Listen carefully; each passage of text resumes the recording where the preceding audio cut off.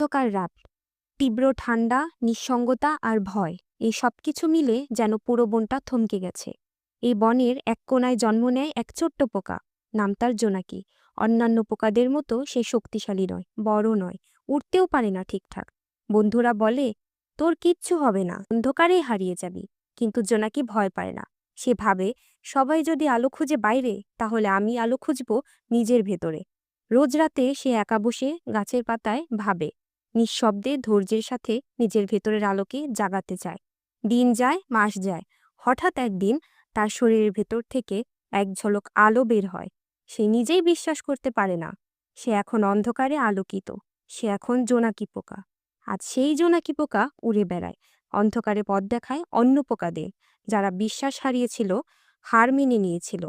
জোনাকি আজ আমাদেরকে শিখায়, নিজের আলো নিজের ভেতরেই লুকিয়ে থাকে।